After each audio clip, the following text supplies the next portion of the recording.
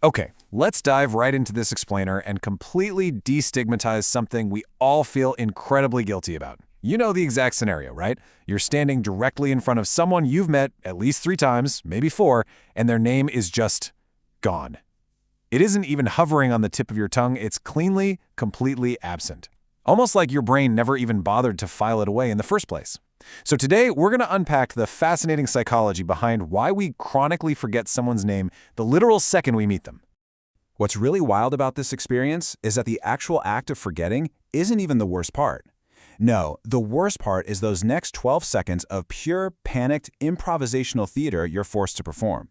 We all know that visceral, sink-into-the-floor feeling. You're standing there, your mind is entirely blank, and suddenly you're subtly angling your body, aggressively nodding, and just desperately hoping someone else walks up and says their name first. Or, you just pray their phone rings or the building catches fire so you're safe from the awkwardness. So the big question we really need to uncover today is what this instantly deleted name actually means about you. Does it mean you're a careless person? Does it mean you're dismissive or, arrogant? Or is there actually a deeply reassuring, highly complex neurological reason behind this everyday failure? I promise you by the end of this explainer, you are never going to look at this social faux pas the same way again. Section 1. The Awkward Social Theater. Unpacking the Panic of Introductions. Let's see how this builds by first looking at the deeply uncomfortable assumptions we tend to make during these interactions. When that name vanishes, almost all of us immediately drop into what we can call the shame spiral.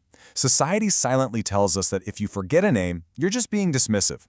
The other person feels a genuine sting, right? Because their brain interprets it as a message that they simply didn't matter enough to stick in your memory. And you, in turn, feel careless, rude, maybe even a little slow.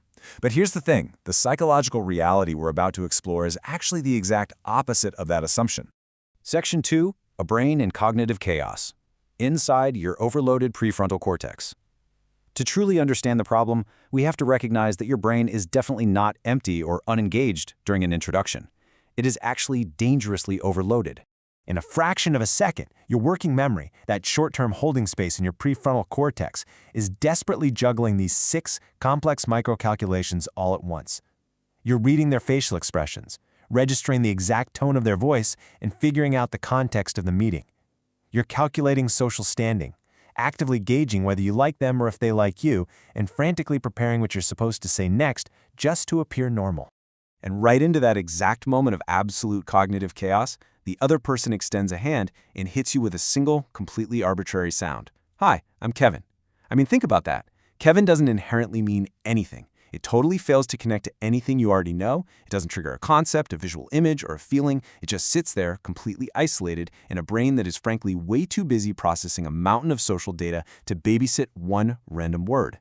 And hey, this isn't just an excuse. That brings us to Section 3, the Baker Paradox, and the psychological power of association. Psychologists have actually studied this semantic emptiness for decades, bringing us to a really fascinating piece of 1980s research. Enter the Baker paradox. So in 1987, researchers McQueenie and Ellis did this study where they showed participants a photograph of a man. They told one group that the man's profession was a baker. They told a completely separate group that the man's last name was Baker. It's the exact same word, right? But the retention rates days later were completely different. The group who learned his occupation remembered it far more easily. Why? Because your brain is an incredibly efficient machine that ruthlessly prioritizes information that actually means something. This brilliantly illustrates the core of the issue. An occupation, like being a baker, gives your mind this rich web of associations to hold on to. It immediately triggers concepts of flour, the smell of fresh bread, early mornings, warmth. But as a surname, Baker triggers absolutely nothing. It is semantically empty. It just floats there, rootless. Names, by their very nature, are just arbitrary labels devoid of any inherent context. The source material uses this incredible, kind of hauntingly accurate analogy to explain how our brains prioritize all this. Think about the last funeral you attended. You probably remember the overwhelming smell of the flowers, you remember the heavy silence in the room, who was crying, or a specific, deeply emotional sentence someone shared. But you almost certainly do not remember the exact text printed on the order of service program.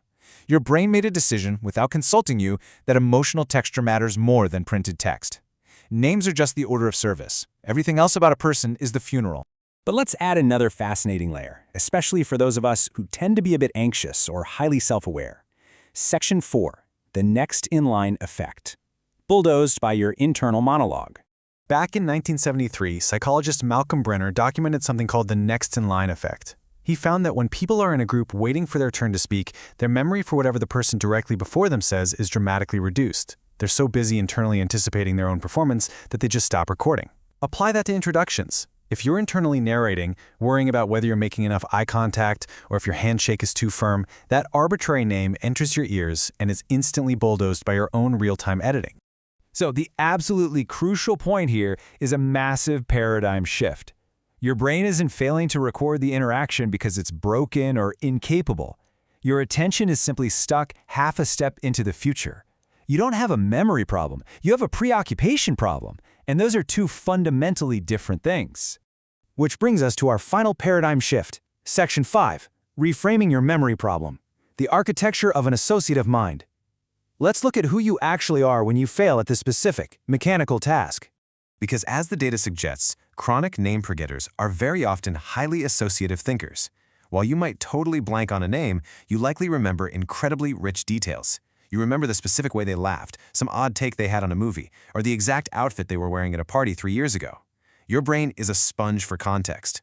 This isn't a flaw in your mind, it's a specific mental architecture perfectly suited for storytelling, for empathy, and for making people feel genuinely understood. You are just poorly optimized for rote memorization of an arbitrary label under social pressure. Now that doesn't mean we're completely off the hook. If you want to avoid that 12-second panic dance, you can manually build these psychological bridges your brain refuses to build automatically. Just use these 3 simple steps. First, repeat their name aloud immediately. Second, connect it to a strong visual element about them. And third, bridge their name to someone you already know with the same name. You're consciously forcing a semantic connection where none existed. But even as you practice those techniques, you absolutely must let go of the shame spiral. You are not an uncaring person. You're not absent. You simply have a mind that occasionally gets hijacked by its own internal weather. And as a result, you fail at retaining literally the least interesting thing about a human being, the arbitrary sound their parents assigned to them before they had done a single thing worth remembering. You are capturing the real stuff, the actual texture of who they are. So, I'll need you at this final thought to ponder as we wrap up this explainer. The very next time a name escapes you at a dinner party or a networking event, before you panic, pause and ask yourself, do you truly have a bad memory?